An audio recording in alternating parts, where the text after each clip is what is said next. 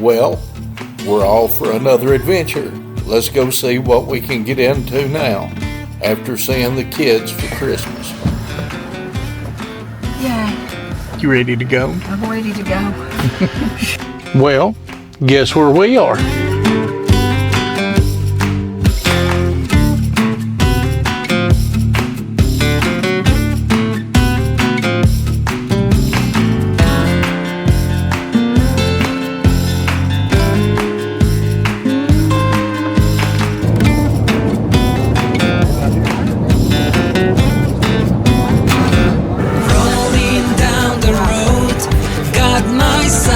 Set high from Tennessee skies to the mountains wide in my road trek Zion, chasing the sun. Woodall's RV in USA, living the dream, enjoying the day.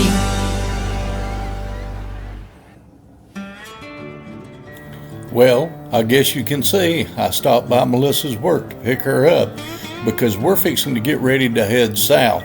We've been waiting on a vacation, and man, I tell you what, Christmas is only 2 days away, and we are sure needing some rest.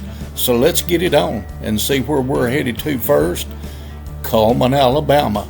And you know what that means. We'll be spending the night at the Cracker Barrel.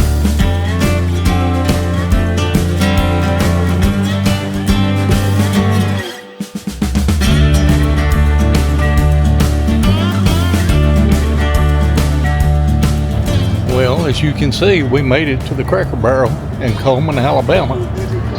And that's a good thing because in the morning we got to get up, we'll go eat, and then we'll take off and we'll head on to Foley, Alabama to another Cracker Barrel.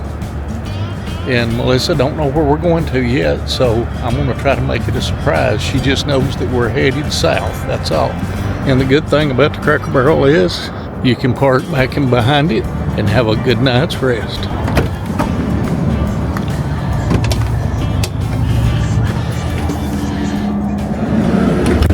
And what are you doing? You getting ready for bed? Yeah. Watching Curse Oak Island. Getting ready for bed. Pick stuff up. Good morning. Good morning. She did say good morning this morning. That's about all I got out of her, though. Well, she woke me up at 4. She'd been having a fit because she had to get up at 4. But guess where we're at this morning? Cracker Barrel. Cracker Barrel in Cullman, Alabama. We tried to go to the holiday market last night. That was a disaster. Oh. I have never seen so many people in all my life in one town. It was unreal. Is that what you call it? Yeah. Unreal? I mean, we were, what, three blocks from it? Yeah. And there you was couldn't no even parking. get a parking spot. And we kept driving because it was a one-way in. And then they had the main road we were supposed to go across blocked off because of the market. So we had to try to figure out how to turn. It was We did. We turned and we come back to the Cracker Barrel. Yeah. And Melissa fixed us something to eat. Well, let's get in here and see if we can get us some of that good old Cracker Barrel breakfast. You know, some of that French toast and all that good jelly and gravy and biscuits and bacon and all that good stuff. And of course, probably the only thing that Melissa will be looking for is coffee. You know, that's a coffee drinkingest person I ever seen. But I guess that wakes her up and keeps her going the rest of the day. So let's get in here and eat and see if we can get out and head on to the next spot.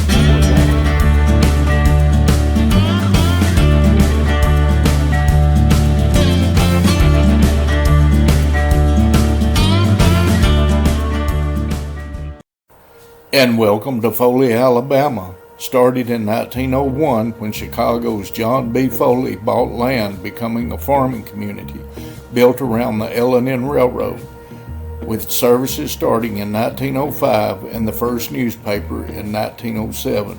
It grew into a hub for agriculture and tourism, and it was designated an American World War II Heritage City, and now features historical sites like the Foley Depot Museum. And now Foley, Alabama has transitioned from a farming center to a popular Gulf Coast gateway known for its parks, shops, restaurants, and a proximity to beaches. Each business decorated a tree. Veterans tree. Well, Melissa, right there on that stage back in 2007, the International Dogwood Festival from Winchester, Tennessee, come to Foley, Alabama for a festival exchange and friendship festival. And we got to introduce the Boggy Branch Band and some dear friends of ours, Barbara Doss.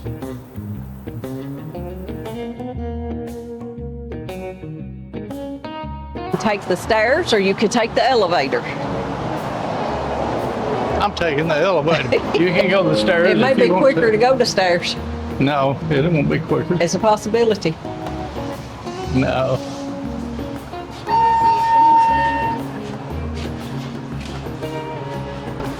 Oh, look, you can see the stairs if you want to go the stairs. And then it says, go out.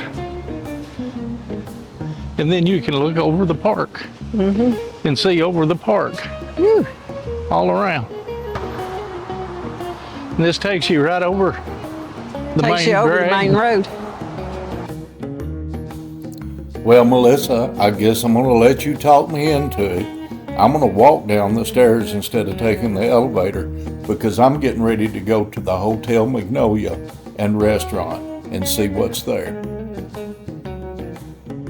The Magnolia Hotel in Foley, Alabama opened in 1908 and was built by city founder John Burton Foley, serving as a key lodging for settlers and tourists, known for its colonial revival style and later renovation by John Snook, who added the famous tunnel to the telephone building.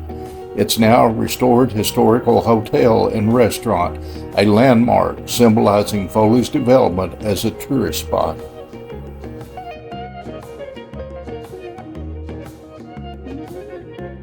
It's just pretty. Welcome to the Hotel Magnolia. Chandeliers and stuff.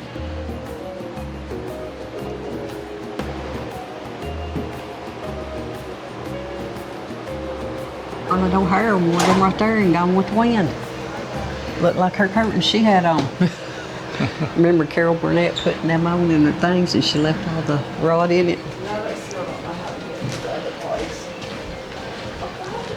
Notice that couch? Mine had different covering on it though. Mine was more like this cover. Look at the chandeliers.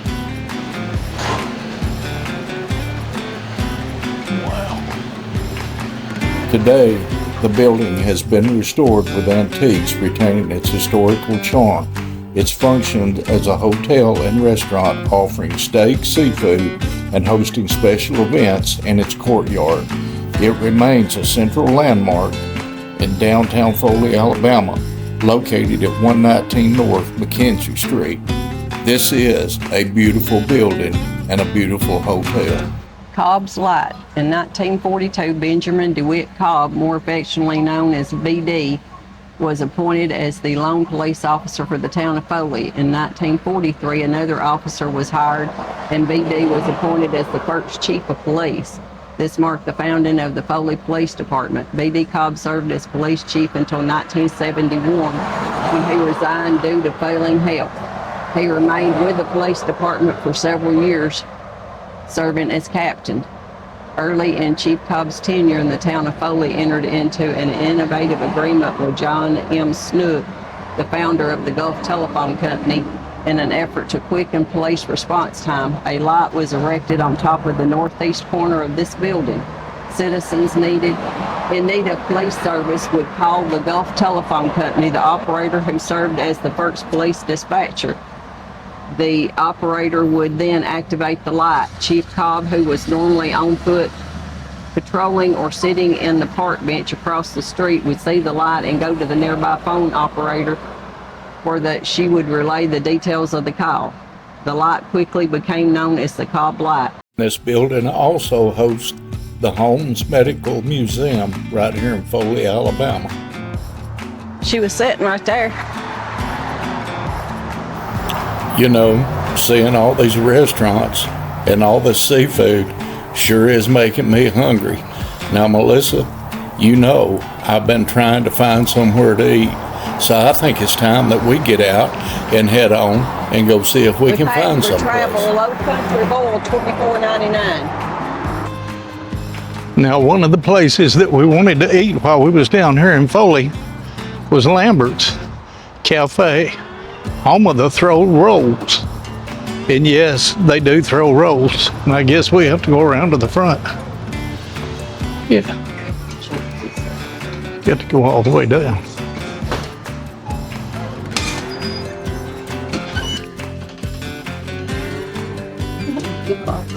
Lambert's Cafe in Foley, Alabama is the third location of the famous home of the throwed rolls, founded by the Lambert family in Saxton, Missouri in 1942, with the Foley spot opening in June of 1996 to bring their hearty Southern comfort food and unique roll throwing tradition to the Gulf Coast. The tradition started. Second generation owner Norman Lambert involved servers throwing hot rolls to dinners across the large dining room, creating a lively, chaotic, and fun atmosphere for tourists. They give you a cup, and that's a big cup. That's way over 16 ounces. I'd say that's more like 20 ounces to keep Melissa from asking for more.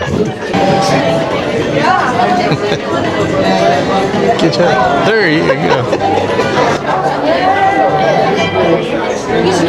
And how quick was that? That was quick.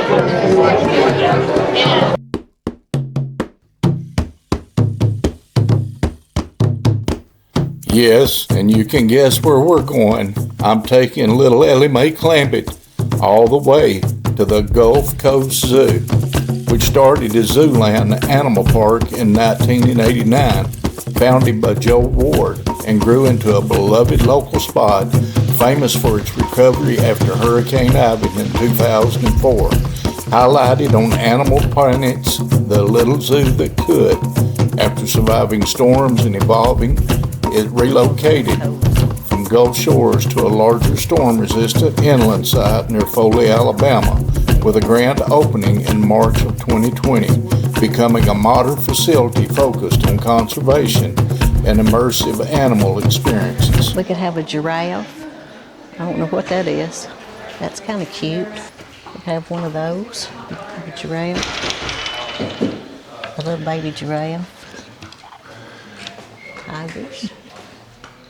See, I could buy a critter here. Looks like a Christmas tree of sloths. I could buy a critter here. What kind of critter you see? Man, I need two. Yes, ma'am. Is this a seniors? Yes, ma'am. And then we do have our giraffe feedings going today from 10 to 11. They're $5 a ticket if y'all would like to do those. You want to feed the giraffe? That's up to you. I don't care. No. This will be $46.09. Okay, Melissa, let's get ready to go down in here and see what we can see. And I can already tell you, we're not taking anything home. Now, I know you want a pet and you want to feed, but that's a no, no, no for you to bring anything home.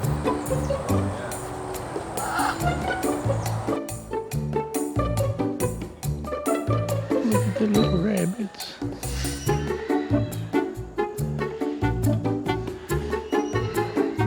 And that's Billy.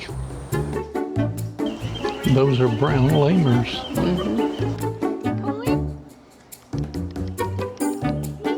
What are you doing? Huh? What are you doing? What are you doing? Oh. The turtles. Slow moving turtles. Them big old claws on them toes.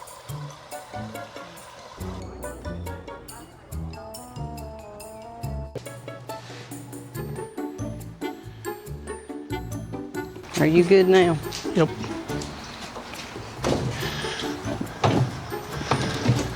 Do I have to chauffeur you? You're gonna ride up front with me. No, I'm You're running gonna ride in the back. Yay.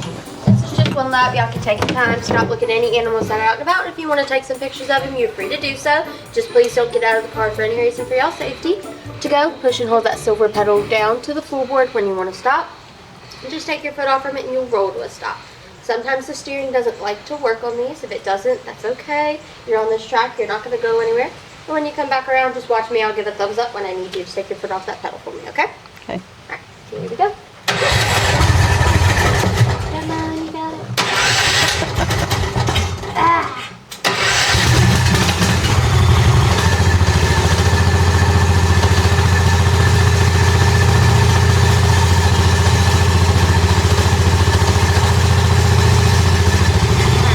Let's see if it'll go. No. There's a reason I didn't walk away. It must be a Ford. Can I have one of those? I need one of those. He's loving on it. Rubbing his little face on it. Look, oh, little kitty. It says they are one of the largest parrots in Africa, is famous for its intelligence and ability to imitate humans. They make their nest in cavities of trees. Pig is a wild member of the pig family living in Africa.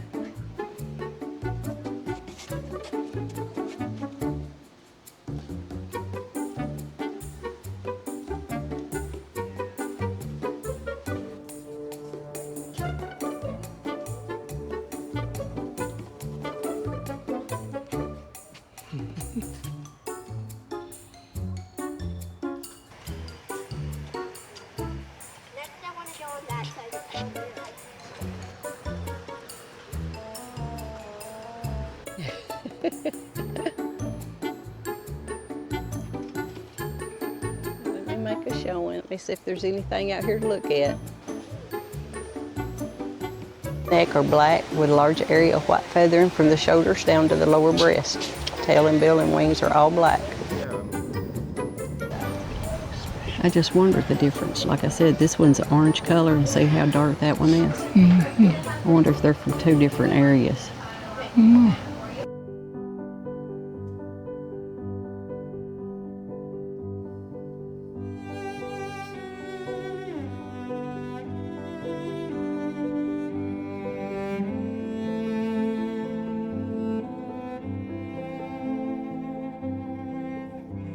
You know that there are around 17,000 to 20,000 known species of butterflies worldwide, though estimates vary slightly, with about 750 species found in the United States alone. These colored insects belong to the order Lepidoptera, which also includes moths, and are found on nearly every continent except Antarctica, playing vital roles as pollinators and indications of environmental health.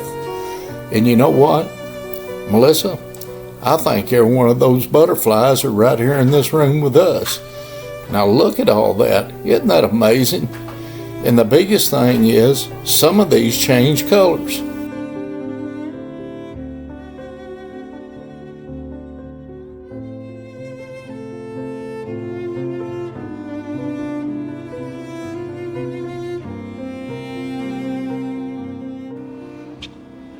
Oh, look at the little things. It's a Patagonian mara, as known as the Patagonian cavy. It's one of the largest rodents in the world, behind the capybara and the beaver. This is Reba and Barbara. I don't know who the other one is, but Reba and Barbara's in there. The red wolf, once widespread, its population was decimated by habitat loss and human persecution, making it one of the world's most endangered canids, with the only wild population now in eastern North Carolina. There's one that's got like that. There's one that says Alabama Gulf Coast. One that says Alabama Gulf Coast. Bob the Sloth, Alabama. There's one that's got beachy scenes on it. And it says Alabama Zoo. Alabama Gulf Coast Zoo since 1989. And that one just says Alabama Gulf Coast. That one. Well, that trip to Alabama Gulf Shores Zoo was pretty good. The only problem is, I would tell you that if you was going to do the zoo, don't come early, because they're feeding early, and the animals don't get out until after they've eaten. So we got here at 9 o'clock when it opened up, is that right? Mm-hmm. And started walking around, and there wasn't anything out. So be sure if you come to the zoo to wait until about probably, I would say wait until 11 o'clock or at lunch or after. Yeah, I'd say probably that would be the best time. Step by step, I've walked 100 miles, and I still ain't sure just what I'm trying so hard to find. The night seems longer and the wind blows louder when you wandered so far from home. If I cross your mind, say a prayer, I'll find my way and get off of this lonely road. Off of this lonely road, off of this lonely road, off of this lonely road, off of this lonely road. Get off of this lonely road.